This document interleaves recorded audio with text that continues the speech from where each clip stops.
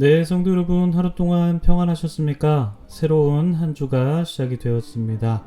오늘도 주님의 은혜 가운데에서 활기차고 또 은혜롭게 오늘 하루를 시작하실 수 있기를 바랍니다. 오늘까지 청년부 수련회가 진행이 되는데요. 여러분, 우리 청년들을 위해서 계속해서 기도해 주시기를 바랍니다. 우리 함께 기도하면서 오늘 월요일 새벽 기도를 시작하도록 하겠습니다. 기도하겠습니다. 하나님 아버지, 은혜를 감사드립니다.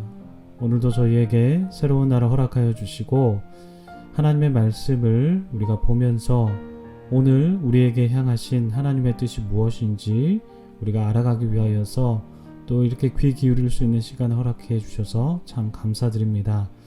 하나님, 우리가 이 땅 가운데 살아가면서 영생을 소망하면서 살아갈 수 있도록 도와주시고 이 땅을 우리가 하나님 나라에서 살아가는 그 연습장으로 잘 삼을 수 있도록 하나님 도와주시고, 그리고 또한 우리가 이 땅에서 살아가면서 하나님 나라의 가치를 구현하면서 살아갈 수 있도록 도와주시옵소서. 상대방을 배려하고 그리고 또한 작은 믿음의 씨앗을 잘 심음으로써 그 30배, 60배, 100배의 결실을 맺는 우리 모두의 삶이 될 수 있도록 도와주시고, 하나님 우리 청년들에게도 함께하여 주시어서 수련의 기간 동안에 하나님께서 주시는 믿음이 더욱더 커질 수 있도록 도와주시고, 또한 인생을 주님께 맡기면서 삶의 넥스트 챕터를 잘 발견해 나갈 수 있도록 주님께서 우리 청년들 가운데에도 함께하여 주시옵소서. 오늘 저희 가운데 역사하여 주실 하나님을 기대하며 또한 우리에게 말씀하여 주시는 그 말씀에 귀 기울이기를 소망하오며 이 모든 말씀 우리 주 예수 그리스도의 이름으로 감사드리며 기도드립니다. 아멘. 네, 오늘 저희들에게 주신 하나님의 말씀은 마태복음 17장 14절에서 27절까지 말씀입니다. 마태복음 17장 14절에서 27절까지 말씀 제가 봉독해 드리겠습니다. 그들이 무리에게 이르매 한 사람이 예수께 와서 꿇어 엎드려 이르되 주여 내 아들을 불쌍히 여기소서. 그가 간질로 심히 고생하여 자주 불에도 넘어지며 물에도 넘어지는지라. 내가 주의 제자들에게 데리고 왔으나 능히 고치지 못하더이다. 예수께서 대답하여 이르시되 믿음이 없고 패역한 세대여, 내가 얼마나 너희와 함께 있으며 얼마나 너희에게 참으리요. 그를 이리로 데려오라 하시니라. 이에 예수께서 꾸짖으시니 귀신이 나가고 아이가 그때부터 나으니라. 이때에 제자들이 조용히 예수께 나와 이르되 우리는 어찌하여 쫓아내지 못하였나이까. 이르시되 너희 믿음이 작은 까닭이니라. 진실로 너희에게 이르노니 만일 너희에게 믿음이 겨자씨 한 알만큼만 있어도 이 산을 명하여 여기서 저기로 옮겨지라 하면 옮겨질 것이요 또 너희가 못할 것이 없으리라. 갈릴리에 모일 때에 예수께서 제자들에게 이르시되 인자가 장차 사람들의 손에 넘겨져 죽임을 당하고 제3일에 살아나리라 하시니 제자들이 매우 근심하더라. 가버나움에 이르니 반세겔 받는 자들이 베드로에게 나와 이르되 너희 선생은 반세겔을 내지 아니하느냐. 이르되 내신다 하고 집에 들어가니 예수께서 먼저 이르시되 시몬아 내 생각은 어떠하냐. 세상 임금들이 누구에게 관세와 국세를 받느냐. 자기 아들에게냐 타인에게냐. 베드로가 이르되 타인에게니이다. 예수께서 이르시되 그렇다면 아들들은 세를 면하리라. 그러나 우리가 그들이 실족하지 않게 하기 위하여 내가 바다에 가서 낚시를 던져 먼저 오르는 고기를 가져 입을 열면 돈 한 세겔을 얻을 것이니 가져다가 나와 너를 위하여 주라 하시니라. 아멘. 네, 참 좋으신 우리 주님의 크신 은총이 우리 토론토 한인 장로교회 모든 분들에게 오늘도 함께 하시기를 주님의 이름으로 축복합니다. 우리는 계속해서 마태복음을 통해서 예수님의 공생애를 나누고 있는데요.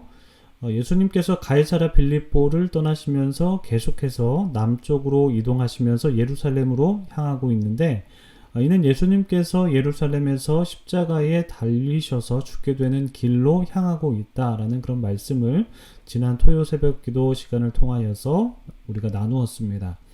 그리고 어제 주일 본문이었던 변화산에서 예수님께서 영광스러운 모습으로 변화하였던 모습 볼 수가 있고요.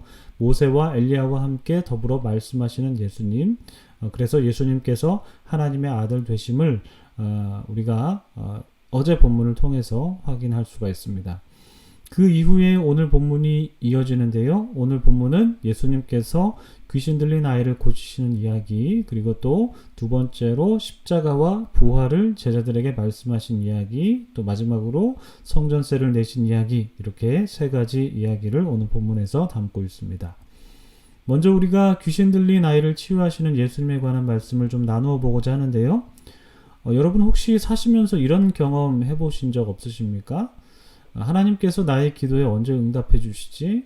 내가 이렇게 기도하고 몇 날 며칠 아니 몇 년 동안 같은 기도 제목을 하나님께 드리고 있는데 대체 언제 나의 기도에 응답해 주시는지, 나의 기다림의 끝은 언제인지, 나는 언제까지 하나님의 응답을 참으면서 인내의 시간을 보내야 되는지, 이런 경험 말입니다.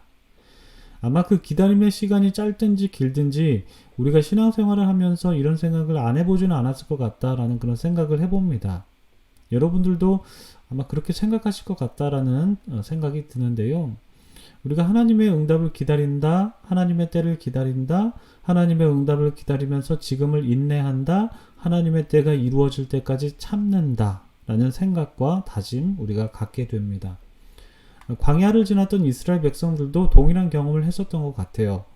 그들이 메마른 광야를 지날 때 하나님께서 언제 이 광야를 벗어나게 하실지, 왜 우리를 이곳으로 보내시는지, 왜 이 척박한 땅에서 먹을 것도 제대로 먹지 못하고 마실 것도 제대로 없는 이곳에 우리를 내모시는지, 언제 우리가 가나안 땅에 도착하게 되는지, 이 인내의 시간을 우리가 언제까지 참으며 견뎌내야 하는지, 광야에 있었던 이스라엘 백성들도 같은 경험, 비슷한 경험을 했었던 것 같습니다. 광야의 백성들은 이 인내의 시간을 견디면서 결국 참지 못해서 하나님을 원망하기도 하고 또 모세를 비난하기도 했는데요. 그때 하나님께서는 이스라엘 백성들에게 이렇게 말씀하셨습니다. 민수기 14장 27절입니다. 나를 원망하는 이 악한 회중에게 내가 어느 때까지 참으랴. 하나님은 인내하지 못해서 하나님께 원망하는 이스라엘 백성들에게 내가 언제까지 너희를 참아줘야 하느냐, 이렇게 말씀하십니다. 너희는 너희가 참는다고 말하겠지만 나도 너희를 위해서 참고 있다, 이렇게 말씀하신다는 것이죠. 아마 그들의 믿음 없는 모습을 하나님께서 언제까지 참아줘야 하느냐라고 반문하시는 말씀인 것 같습니다.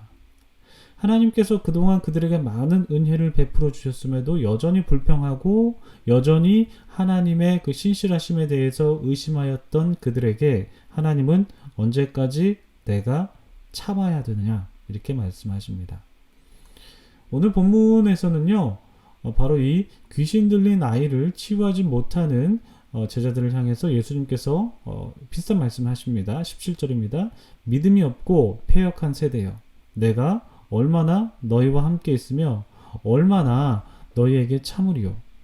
예수님도 이 믿음이 없는 제자들을 보시면서 내가 언제까지 너희를 참아줘야 되겠냐고 그렇게 말씀하십니다. 광야에서 하나님에 대한 믿음을 실종한 이스라엘 백성들을 보시면서 하나님께서 내가 언제까지 참으리요, 이렇게 말씀하신 것처럼 우리 예수님께서도 제자들을 보시면서 이렇게 말씀하신 것이죠. 이 믿음이 없고 패역한 세대, 내가 언제까지 너희와 함께 있고 언제까지 너희에게 참을 수 있겠느냐, 이렇게 말씀하시는 것입니다. 이 믿음이 없고 패역한 세대라는 표현도 사실 신명기에 나오는 구절을 예수님께서 인용하신 것으로 보이는데요. 신명기 32장에 나오는 그 모세의 노래를 보시면요, 악을 행하는 이스라엘 백성들을 표현하기를 흠이 있고 삐뚤어진 세대, 심히 패역한 세대, 진실이 없는 세대라고 표현을 합니다. 그러니까 오늘 예수님께서는 믿음이 없는 제자들을 향해서 믿음이 없고 패역한 세대예요, 이렇게 말씀하시는데, 이 신명기에 나오는 표현과 이제 비슷한 표현이죠. 그러니까 광야에서 하나님을 믿지 못한 그 광야 세대나 여전히 하나님의 능력을 온전히 믿지 못하는 그 예수님의 제자들이나 이 믿음이 부족하고 혹은 없다는 것으로 하나님과 예수님의 인내심을 자극시키게 되었는데, 이 믿음이 얼마나 중요하기에 하나님과 예수님은 믿음이 없는 자들에게 참으시고 또한 그들을 향해서 패역한 백성들, 비뚤어진 백성들, 진실이 없는 자, 이렇게 표현을 하신 것일까요? 오늘 본문에서도 이 겨자씨만한 작은 믿음이라는 관용어가 나오는데요. 이 믿음과 겨자씨는 짝을 이루어서 성경에 자주 등장하죠. 이 마태복음뿐만 아니라 다른 복음서에서도 믿음은 겨자씨와 짝을 이루면서 자주 등장합니다. 여러분들도 잘 아시다시피 이 겨자씨는 종자 중에서도 작은 축에 속하는 아주 작은 씨앗이죠. 이렇게 작은 씨앗만큼의 어떤 작은 믿음만 있다면 산을 옮길 수 있을 만큼의 어떤 놀라운 결과를 가져온다라고 예수님께서 말씀을 해주시는데요. 이 겨자씨만한 작은 믿음을 우리는 믿음의 분량, 믿음의 정도 이렇게 생각할 수가 있는데, 오늘은 좀 두 가지 정도로 다른 관점에서 이 겨자씨의 만한 작은 믿음에 대해서 좀 짤막하게 나누어 보고자 합니다. 첫 번째는요, 이 겨자씨만한 작은 믿음이라는 표현이 의미하는 것은 아주 보잘것없어 보이는 것 같아 보이는 것도 놀라운 결과를 가져올 수 있다는 해석입니다. 그 겨자씨는 작기도 하지만 그 가치가 상당히 좀 보잘것없어 보이기도 합니다. 아주 작아서 그 가치가 이제 보잘것없어 보이고 하찮아 보이는데, 그렇지만 그 작은 겨자씨가 심겼을 때 그 씨앗이 싹을 틔우고 나무가 되어서 공중의 새들이 그 나무에 깃든다는 예수님의 말씀처럼 이 보잘것없어 보이는 아주 작은 것이 놀라운 결과를 가져올 수 있다고 해석할 수 있습니다. 우리의 삶 속에서 정말 작고 가치 없어 보이는 것이 있을 수 있는데, 우리가 살면서 그것들을 좀 소홀하게 대하고 또한 하찮게 여길 수도 있겠지만, 아주 작은 하나를 소홀하게 함으로써 대참사가 일어나는 것을 봤을 때 아주 작은 것, 가치 없어 보이는 것이 참 중요하다 생각하게 되고, 또 작은 생각 하나가 나의 행동에 영향을 미쳐서 그 행동에 따라서 나의 인생의 방향도 결정되기도 합니다. 이처럼 믿음이라는 것도 보잘것없어 보일 수가 있는데, 그 보잘것없어 보이는 그 믿음이 얼마나 놀라운 결과를 만들어내는지 예수님이 이 보잘것없어 보이는 믿음의 중요성을 제자들에게 말씀하시는 것으로 우리는 이 구절을 해석할 수 있을 것 같습니다. 두 번째는 믿음의 진정성인데요. 이 귀신 들린 아이를 치유하지 못했던 제자들은 예수님께 꾸중을 들으면서 이제 믿음이 없다라는 평가를 받았는데, 이것은 그들이 그동안 예수님을 믿고 예수님을 따르고 또한 예수님의 능력을 받았음에도 그들의 귀신 들린 아이를 치유하지 못했다라는 것은 그들이 소유했던 그 믿음이라는 것, 그 믿음이 정말 과연 진정성 있는 믿음이었는가에 대한 질문을 받게 되는 것이죠. 너희가 소유한 그 믿음이 정말 진실했어? 너희가 나의 능력을 정말 신뢰했니? 그게 진심이었니? 라는 예수님의 질문 앞에 그들이 놓여 있다라는 것으로 볼 수가 있다라는 것이죠. 그리고 그들의 믿음이 진실한 믿음이 아니었다라는 것에 예수님께서는 그들을 책망하고 그들에게 정말 진정한 믿음이, 정말 진실한 믿음이 겨자씨만큼이라도 있어야 되고, 그럴 때 놀라운 결과를 가져올 수 있게 된다라는 것을 말씀하시는 것으로 우리는 이 구절을 해석할 수가 있습니다. 그러니까 보잘것없어 보이는 믿음, 그리고 진실한 믿음의 중요성, 우리는 이 오늘 본문을 보면서 믿음이라는 정말 작고 보잘것없어 보이는 것이 진실을 만났을 때 얼마나 놀라운 결과를 가져오게 되는지 생각해 보게 되는 것 같습니다. 이러한 믿음이 우리에게 있기를 소망하는 마음이 큽니다. 우리의 믿음이 정말 보잘것없어 보일 수 있습니다. 그러나 그 믿음이 진실한 믿음이었을 때, 그 믿음이 아무리 작더라도 그 믿음은 우리의 삶에서 놀라운 영향력을 가져다 줄 것입니다. 저 여러분의 삶 속에서 진실하고 작은 그 믿음의 하나를 있기를 소망합니다.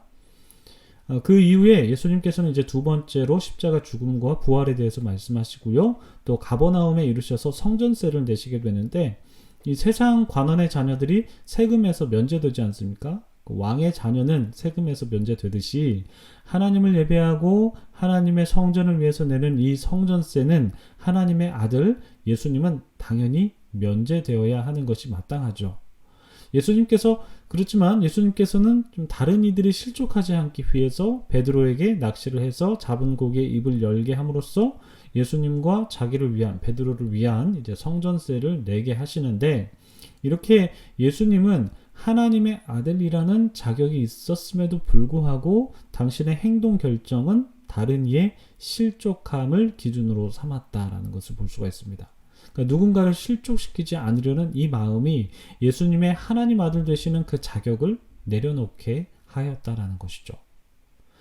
너희는 먹든지 마시든지 하나님의 영광을 위하여 하라라는 그 바울 사도의 메시지도 결국 너희에게 율법으로부터의 어떤 자유가 있지만 누군가를 실족하지 않기 위해서 너희가 율법을 지키기도 해라 라는 말씀도 있고, 혹은 반대로 너희가 누군가를 실족하지 않기 위해서 율법의 규례를 떠나서 너희가 자유롭게 행동할 때도 있다라고 그렇게 권면을 합니다. 그러니까 너희가 먹든지 마시든지 무엇을 하든지 하나님의 영광을 위해서 하라는 것인데 그것이 누군가를 실족시키지 말아야 된다라는 그런 배경 속에서 이제 말씀하신다라는 것이죠. 그러니까 나의 행동의 기준이 누군가를 실족하지 않기 위함이라는 것입니다. 거기에 이제 기준이 있다라는 것이죠. 이와 같이 예수님의 행동 기준도 누군가를 실족시키지 않기 위함이었다라는 것을 오늘 본문에서 우리는 발견하게 되는 것 같습니다. 여러분, 우리도 마찬가지입니다. 우리의 행동 기준이 나의 자격이나 어떤 권리를 행사하는 것, 이렇게 나의 자격이나 권리 행사할 수 있겠지만 그것을 너무 치중하다 보면은 우리가 누군가를 실족시킬 수도 있게 되는 것이죠. 그래서 우리가 어떤 나의 행동 기준을 누군가가 실족되지는 않을까, 나의 작은 행동과 나의 작은 말 한마디로 누군가가 실족되지는 않을까, 좀 이런 점을 염두에 두면서 우리의 말과 행동에 조금 더 사려 깊은 마음을 담아내야 할 것 같습니다.